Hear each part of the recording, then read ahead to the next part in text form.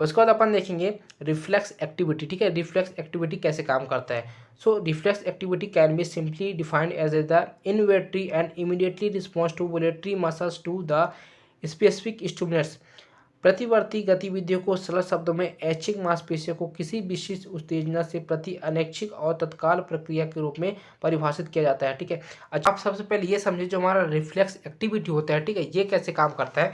तो जैसे कि आपको पता है, हमने शुरू से पढ़ते आ रहा है, जो हमारा वेलेटरी होता है, ठीक है, ये इनवेलेटरी, ये दो नेचर्स होते हैं। ठीक है, अचानक स्टूडेंट में होने वाली बहुत तेज प्रक्रिया, जैसे कि हमारी हाथ गर्म हुआ, हमने तुरंत हटा लिया, तो उसको हम रिफ्लेक्स एक्टिविटी के नाम से जानते हैं।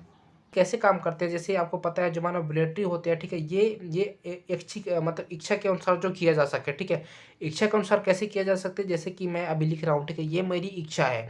अगर अच्छा, जैसे कि मैं चल रहा हूँ, ये भी मेरा इच्छा है। ठीक है, मैं बोल रहा हूँ अभी, ये भी मेरी इच्छा है। तो ठीक है, ये सब किसके आते हैं, वॉलेटरी नेचर के अंदर आते हैं।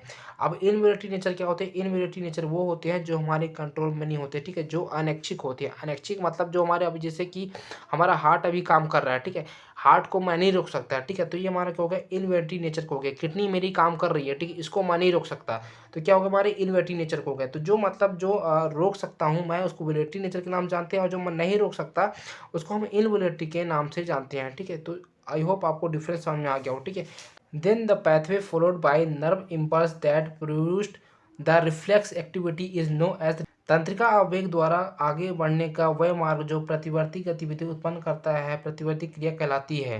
अच्छा, जैसे कि क्या होता है, जो हमारी तंत्रिका आवेग होती है, जो हमारी नर्व इम्पल्स होती है, नर्व इम्पल्स के द्वारा आगे बढ़ने का वह मार्ग, ठीक है, रिफ्लेक्स प्रोसेस उत्पन्न करता है, ठीक है, उसे हम रिफ्लेक्स एक्टिविटी के नाम से जानते हैं, या फिर उसको प्रतिवर्ती क्रिया कहते हैं। ठीक है, फिर it is the reflex action is the produce by brain, then it is the knowledge. यदि प्रतिवर्ती क्रिया मस्तिष्क द्वारा उत्पन्न होते हैं तो इसे इस रूप में जाना जाता है। उसके बाद देखेंगे reflex activity content of 5 major components: receptor, sensory neurons, control centre, फिर मोटर न्यूरॉन्स, फिर इफेक्टर्स।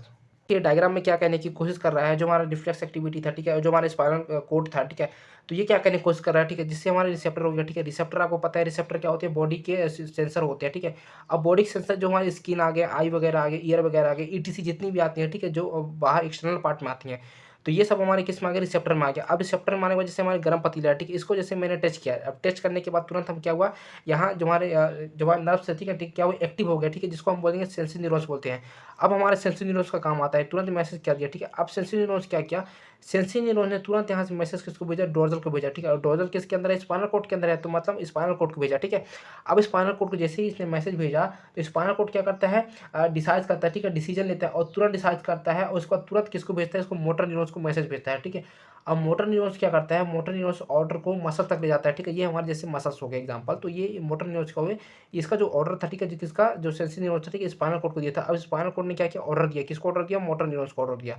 तो यहाँ से यहाँ तक ले जाने का काम कौन किया, हमारा मोटर न्यूरॉन्स किए। अब ये हमारे मसल्स आ गए, और मसल क्या किया, तुरंत एक्शन लिया, और तुरंत एक्शन लेने के बाद क्या हुआ, हमारे यहाँ से हाथ हट गया। तो ये हमारा कुछ मिला के कुछ इस तरह हमारा प्रोसेस था। तो आई होप आपको ये समझ में आया होगा। तो ये था दोस्तों हमारा स्पाइनल कोड, और हमारा फर्स्ट यूनिट हमारा पूरी तरह से खत्म हो चुका है, एचईपी सेकंड का। अब इसके बाद हम देखेंगे पैथोफिजियोलॉजी फर्स्ट।